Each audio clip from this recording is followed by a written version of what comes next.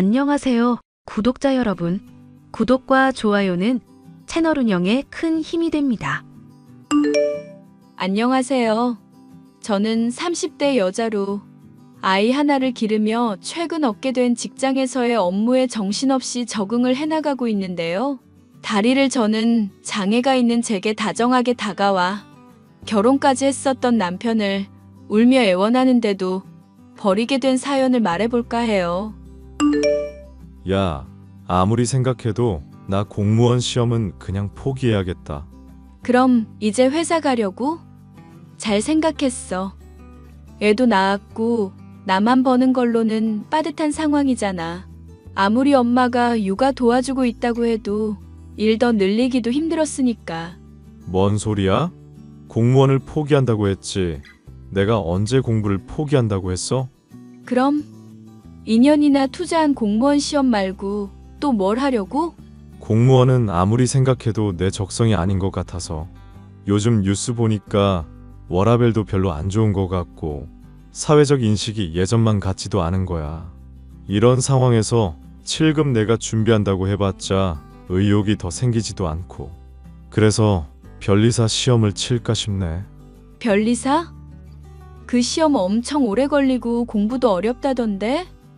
공무원 시험도 포기한 사람이 변리사 시험은 어떻게 보려고? 원래 나는 목표가 더 그럴듯해야 진심으로 에너지를 낼 수가 있는 사람인 거 몰라? 그리고 어릴 적에 내가 기차 타고 가다가 용한 점쟁이 만난 얘기했었지? 우리 엄마가 태몽으로 황금 잉어 꿈꾼 것도 맞춘 용한 점쟁이. 그 사람이 내가 나중에 누구나 들었을 때 놀랄만한 일을 하고 있을 거라고 했었거든. 그런 거 생각해보면 아무리 생각해도 변리사가 답인 것 같아. 이게 운명적으로도 딱 맞는 것 같고 나한테 딱 꽂혀버렸달까? 저번에 어머님한테 들어보니까 황금 잉어가 아니라 그냥 금붕어 꿈꾼 거라고 말했다던데? 당신 대학 졸업하고 공무원 시험만 2년 넘게 도전해보고 있는데 안 되면 포기할 줄 알아야지. 다시 변리사 시험 친다고 하면 어지간히 좋아하시겠다. 야, 엄마가 좋아하고 말고는 네가 상관할 바가 아니고 황금 잉어나 금붕어나 어찌됐건 어류의 금색이잖아. 용한 점쟁이가 한 말을 못 믿겠다는 거냐? 아니면 내가 대단한 사람이 되겠다는 걸 기쓰고 말리고 싶은 거냐? 아니면 둘 다야? 아니, 솔직히 나도 다리 절고 장애가 있는 사람이잖아. 이런 상황에서 식당 일까지 하는데 이걸 또 몇 년이나 더 하려니 너무 힘들지 않을까 싶어서. 그리고 솔직히 당신 대학 졸업할 때 교수님이 직장 추천해 줬었다며. 그런데 그거 마다하고 공무원 시험 준비하겠다고 패기롭게 말한 거 아니었어? 그때도 딱 지금처럼 무조건 합격할 거고 무조건 열심히 할 것처럼 말했다고. 그때는 너랑 결혼하고 안정적인 직장을 가져야겠다 생각하면서 스스로 가능성을 제한하고 있을 때였고, 솔직히 교수가 추천해준 직장도 그저 그런 곳이었는데 점쟁이 말 생각해보면 그건 영 아니란 말이지. 그러니까 변리사가 딱이야. 돈도 많이 벌고 사람들한테 존경도 받고 얼마나 좋아? 영어 시험 당신이 어렵고 힘들다고 해서 내가 당신 가르쳐줬던 건 기억하지? 내가 당신 공부 조금이라도 수월하게 해주려고 독해며 문법이며 공부하다가 토익 시험 쳐서 800점 넘게 나온 것도 기억하고? 아, 그래서 뭐 어쩌라고. 그래서 또 너한테 도움받으라고? 그건 죽어도 싫래요. 이 사람아, 남자 가오가 있지. 내 혼자 힘으로 성취해야 의미가 있다고. 대학을 졸업하자마자 봉사활동에서 만나게 됐던 남편은 다리를 저는 장애가 있는 제게도 편견 없이 친절하게 대해주고 얼굴도 잘생긴 사람이라 호감형의 인상이었죠. 종종 봉사활동에서 만나 얘기를 나눴었는데 저희 엄마가 몸이 좋지 않아 골골거릴 때도 우연히 얻은 거라며 보약을 챙겨준다거나 병문안을 가는 등 제게 적극적으로 호감을 표해왔었던 사람이었습니다. 그 다정다감한 면모에 반해 결혼을 하게 되었는데 결혼 후에는 완전히 사람이 달라지고 말았죠. 생활력은 없고 가부장 끝판왕에 뻔뻔하기까지. 만약가 태어난 아들만 없었더라면 참기는커녕 바로 이혼을 했을 거예요. 엄마는 그런 저를 보면서 잘 참고 있다고 말하면서 한편으로는 아주 안타까워했습니다.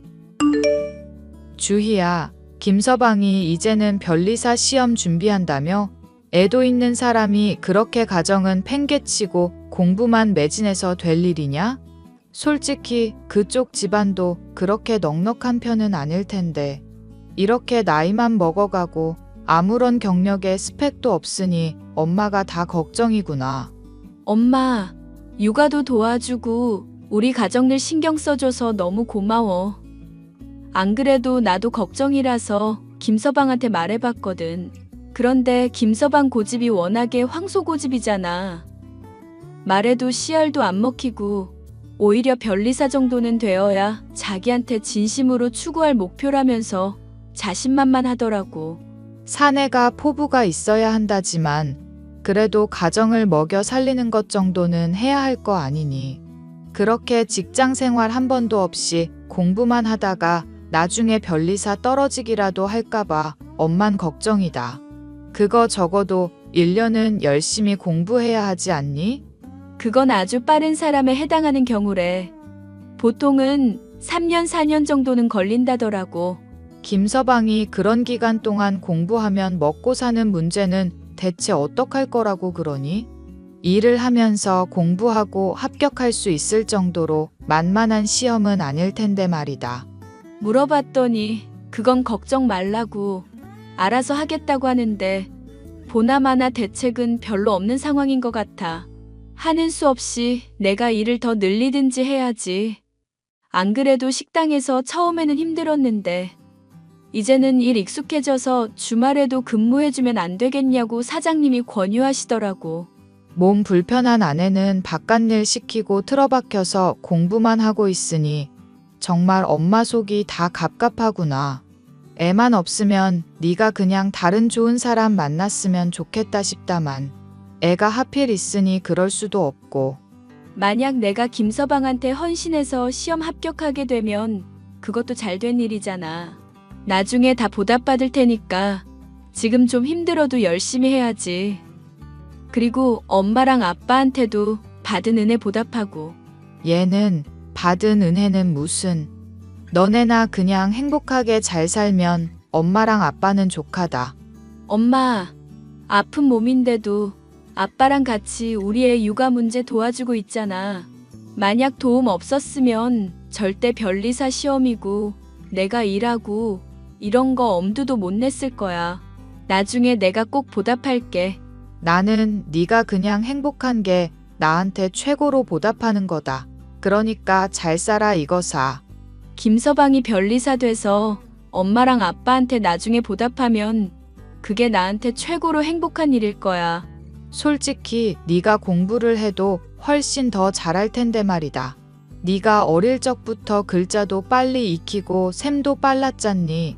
영재 학원 같은 데라도 보냈으면 지금보다 훨씬 좋은 대학 가고 더 좋은 남편도 만나서 더 행복한 가정 꾸렸을 텐데. 네 아빠랑 나랑 맨날 이혼 하니머니 싸워가지고 너한테 안 좋은 영향을 미쳤을 거 생각하면 정말 미안해서 매일매일이 눈물이다. 엄마 아빠 이제라도 사이좋게 잘 지내고 있잖아. 아빠도 옛날에야 괄괄했지. 성질 많이 죽어서 나나 엄마한테 잘하려고 하고 있고 언젠가는 김서방도 그렇게 변할 거야. 엄마가 헌신한 덕분에 아빠가 변했듯이 엄마와 아빠의 도움으로 육아의 부담을 줄인 덕분에 식당 일을 할 수 있었던저. 그런데 남편은 이러한 저희 가족의 헌신을 아는지 모르는지 집에서 TV를 보거나 게임을 하기만 할 뿐 도통 공부를 하는 모습을 보이지 않았습니다.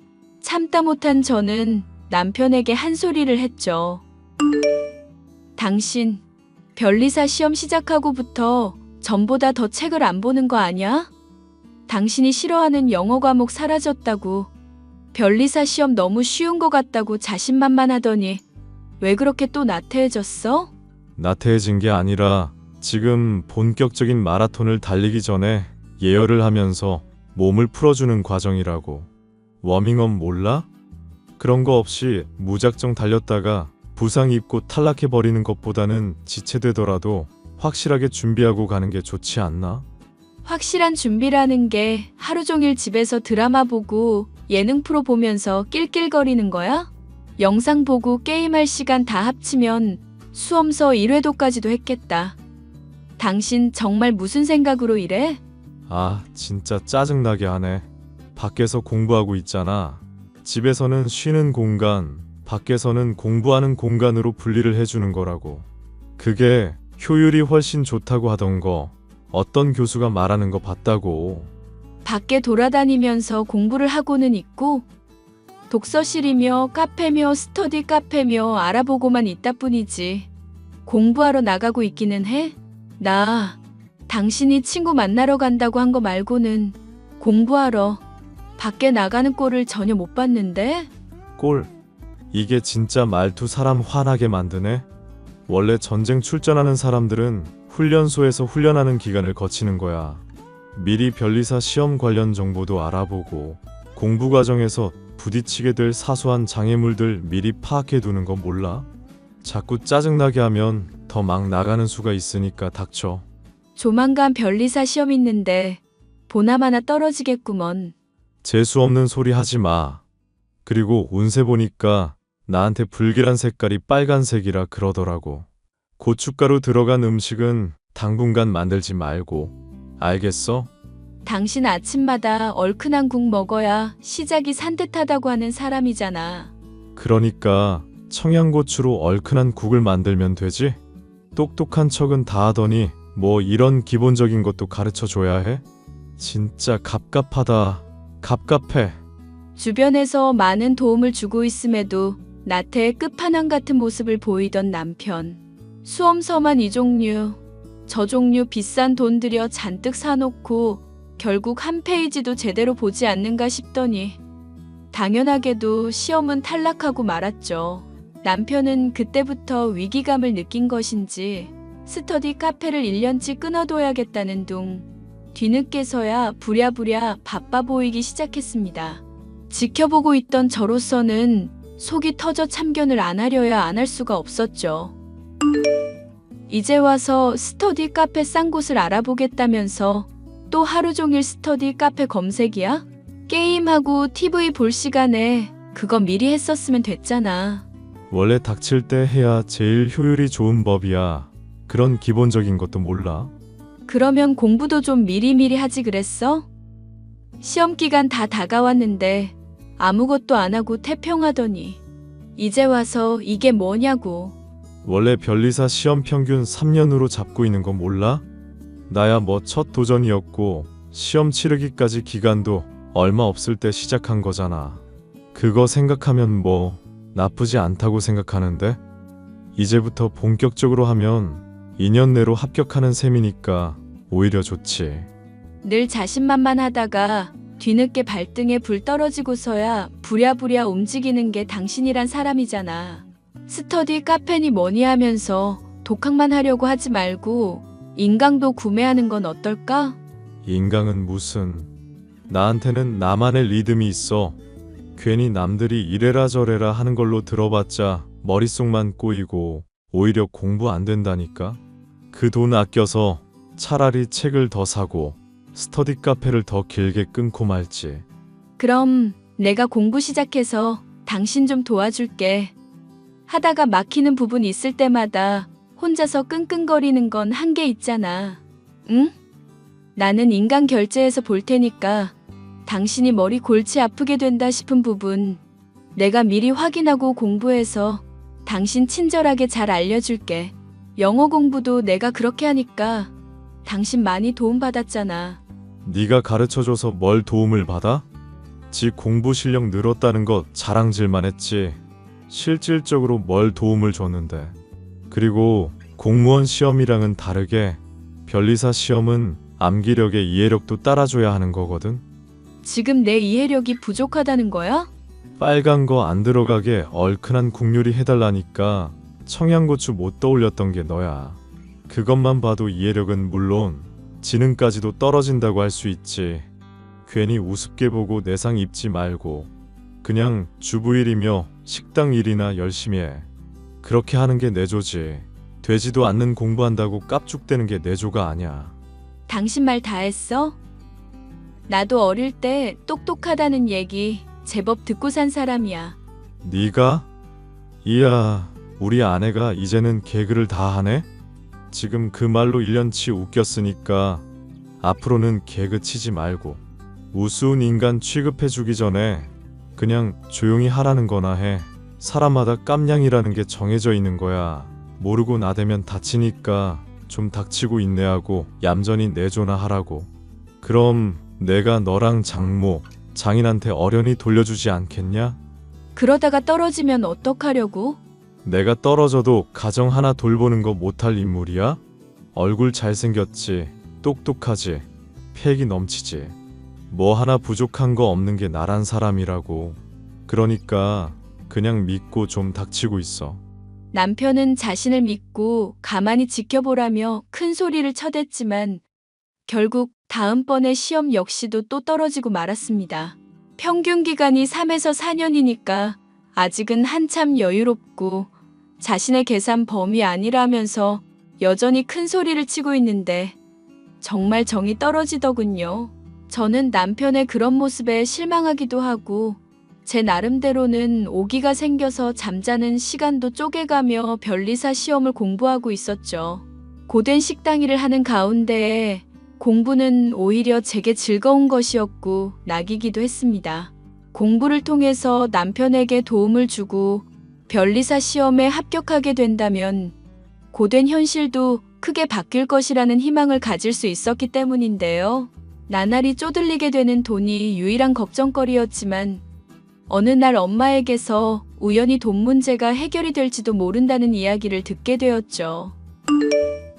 김서방 말이다. 나는 참 대책 없는 사람이다 싶었는데 의외로 도와주려는 사람들이 많은 모양인가 싶더구나. 믿는 구석이 있어서 그렇게 속 편하게 공부를 했던 건가 싶기도 하고. 도움을 주는 사람들이 많다니 그게 무슨 말이야?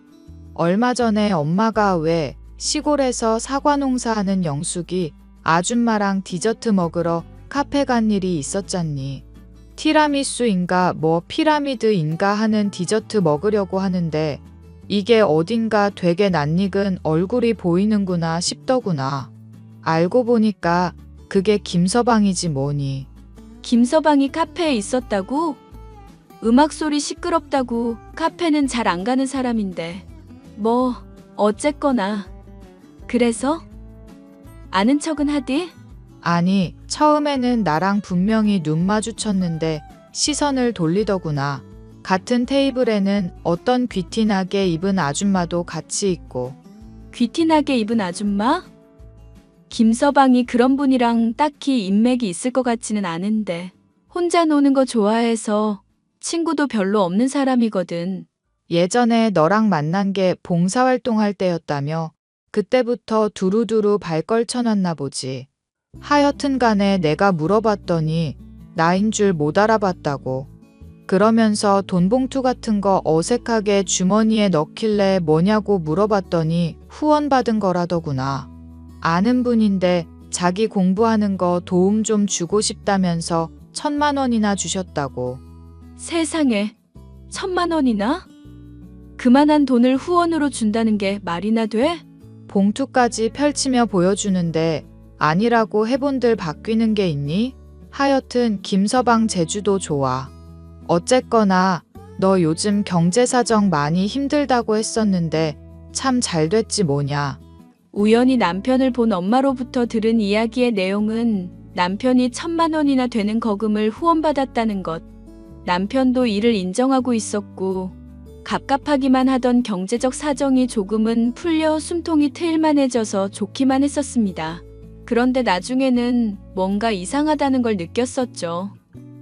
그런 사람이 있었더라면 진즉에 도움을 받았을지도 모를 일이었으니까요.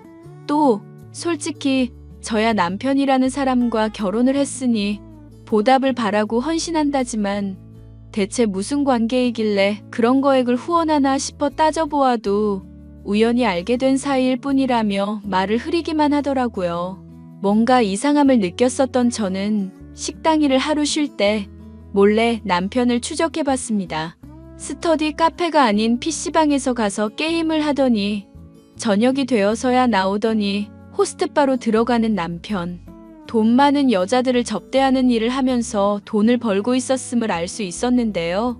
처음에는 이렇게 해서라도 수험 생활에 필요한 돈을 장만하나 싶었으나 아무리 생각해도 예감이 이상하여 남편의 핸드폰을 몰래 확인했죠. 야, 너 때문에 성병 걸린 거 어떡할 거야? 남편한테 둘러댄다고 정말 혼났다고. 대기 문란하게 몸 굴리다가 성병 걸린 걸 왜 날 탓해? 내가 그런 게 아니라 다른 놈한테 올맞겠지. 시답잖은 소리하는 걸 보니 또 돈 뜯기고 싶나 봐. 이제 협박해도 돈 더는 못 줘. 나도 참는 데에 한계가 있다고. 그럼 뭐 어쩌시게?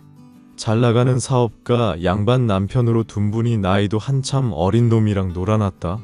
대학 교수로 일하는 아들도 큰 충격을 받으실 테고. 어이쿠, 나라면 그렇게 절대 못할 텐데.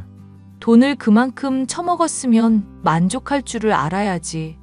넌 대체 무슨 생각이니? 내가 아직도 배가 고파서 그래, 아줌마. 대신 돈값은 해야 하니까 몸이 간질간질하니 외로울 때 말하셔. 그때 내가 적당히 마사지 해줄 테니까. 너, 내가 절대로 가만 안 둘 거야. 앞으로 또 협박질하기만 해봐. 오우, 그러면 어떻게 할 건데? 내가 또 궁금한 건 못 참거든. 댁 남편이랑 아들이 어떻게 나올지 궁금해서라도 한 번 더 들이대볼까 싶다. 야, 이 미친놈아. 이제 그만하라고. 나도 정말 죽을 것 같으니까 제발 좀. 그러니까 제품 설명을 잘 읽으셨어야지. 내가 집요한 놈이라고 했잖아요. 아줌마, 젊은 놈 돈으로 사서 즐겼으면 뒷감당도 고려도 좀 하시고. 앞으로도 잘 부탁드립니다. 아들이라 생각하고 잘 좀 챙겨줘. 넌 네가 똑똑하다고 생각하지? 이렇게 살면 언젠가는 파탄 맞이할걸? 내 인생 걱정하기 전에 이미 조져버린 댁 인생이나 걱정하시죠. 저 이렇게 생활한 지가 1년이 넘도록 아무 문제 없었걸랑? 핸드폰을 몰래 확인한 저는 정말이지 충격적인 사실을 깨달을 수 있었습니다. 엄마가 목격했었던 남편의 후원자라는 사람의 정체가 사실은 상간녀에 불과했다는 것부터 남편이 1년이 넘도록 몸을 팔아가며 돈을 벌어왔다는 것도 알 수 있었죠. 변리사 시험은 그저 명목상의 목적일 뿐 잘생긴 얼굴과 젊음을 팔아 인생을 탕진하는 인간. 그게 바로 제 남편의 진면목이었습니다. 이것만으로도 힘든 상황에 저는 더욱 감당하기 힘든 일이 닥치게 되었는데요. 평소부터 몸이 좋지 않았던 엄마가 갑작스러운 뇌출혈로 인해서 의식불명이 되어 병실에서 숨만 간신히 쉬게 된 절망적 상황. 세상이 무너질 것처럼 괴로운 중에 시름을 잊게 해줄 수 있는 것은 식당일과 변리사 시험 공부뿐이었답니다. 그 덕분일까요? 1차는 물론 2차 시험까지도 생각했었던 것보다는 오히려 쉽게 느껴져서 스스로가 의아할 정도였는데요. 변리사 시험 쳤다는 거 결과 언제인지는 알아? 다음 주 아닌가? 다음 달이지. 그렇구먼. 어차피 그게 중요한가? 시험을 잘 치렀으면 뭐 발표야 언제든 나는 거고. 하나만 물어보자. 정말 붙고 싶은 건 맞아? 뭐? 그건 또 뭔 헛소리야? 시험 치는 동안 당신 방해했다는 타박 듣기 싫어서 그동안 나 많이 참았거든. 엄마 병문안 한 번 안 가도 그러려니 했고. 당연히 붙고 싶지. 별 헛소리를 다 듣겠네. 시험에서 붙어야 주변에서 나 인정하고 대단한 놈인 거 알아볼 거 아냐.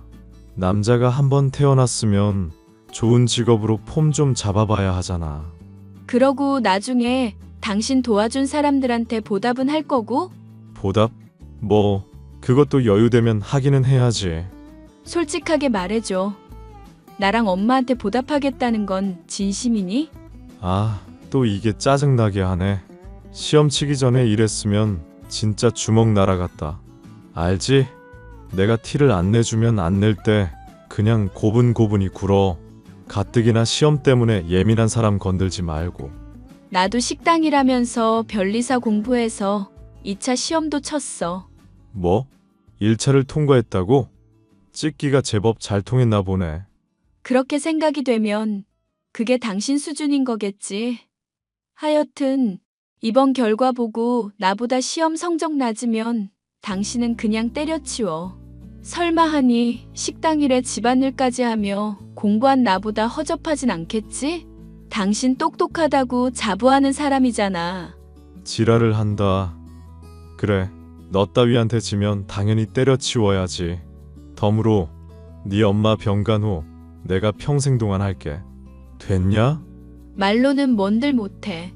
야, 너 그냥 꺼져라. 장애 있는 년 걷어줬더니 사사건건 남편 속만 긁네. 넌 이 미친년아. 내가 합격하면 바로 팽해버릴 줄 알고 있어. 무릎 꿇고 울며 손발 닳도록 빌면 그나마 내가 고려는 해볼 텐데. 하여튼 넌 이제 곧 지금처럼 나댄 거 후회하게 될 거다. 그렇게만 알고 있어. 자신이 시험에서 결과가 저보다 좋지 않으면 평생 엄마의 병간호를 하겠다던 남편. 하지만 그 약속은 지켜질 수가 없었습니다. 의식불명이던 엄마가 갑작스레 숨을 거두고 병실에서 죽음을 맞이했기 때문이었는데요. 다리를 저는 딸을 낳았다는 이유로 평생 제게 죄책감을 가지고 있던 엄마. 못난 딸의 육아까지 대신해가며 고생만 하다 돌아가신 엄마의 식은 몸을 보니 주체할 수 없이 눈물이 나더군요. 그런 저를 위로해주고 붙잡아준 아빠 덕분에 장례식은 무사히 치를 수 있었고 정신이 나갈 것 같은 슬픔도 차츰 가라앉게 되었습니다. 남편은 장례식장에 참여하지도 않았죠. 야, 장례식은 잘 치렀냐? 이제 와서 그게 궁금해? 참여해서 보지 그랬어. 내가 정말 궁금해서 물은 거겠냐? 그럼? 그럼 같은 소리 하고 있네. 야, 이 정신 나간 년아. 나 변리사 시험 발표가 이번 주인 거 알고 있지? 근데 네 엄마 되졌다고 재수없게 장례식을 가고 있어? 부정한 기운 침범해서 합격에까지 영향받으면 어쩌려고 그래? 발표 날짜도 모르고 있다가 어차피 치렀으니까 상관없다고 할 때는 언제고? 그거야 그때 얘기고. 하여튼 넌 발표까지 집 들어올 생각 마라. 재수가 없으려니까. 발표까지는 너무 짧다. 앞으로 평생 안 들어갈게. 뭐? 평생? 이게 진짜 돌았나? 당신이 합격하건 말건 나는 당신이라는 인간이랑 더 살고 싶지가 않아서 그냥 깔끔하게 갈라서든지 하자. 재산 반씩 나누고. 솔직히 내가 번 돈이 더 많은 상황이지만 당신이 요즘 후원금 받은 덕분에 얼추 지금 이혼해서 나누면 균형은 맞겠다 싶거든. 개소리하지 말고. 내 돈이 왜 네 돈인데? 그래, 그게 당신이란 인간의 본질이지. 하려는 말 잘 알았으니까 더 짓거리지 마. 당신 얘기 듣는 것도 이젠 힘들다. 지랄을 하세요. 아주 지랄을. 다리 저는 장애 있는 년이 나랑 이혼하면 인생이 아주 편해질 줄 아냐? 인생은 드라마가 아냐. 이년아. 현실이라고 현실.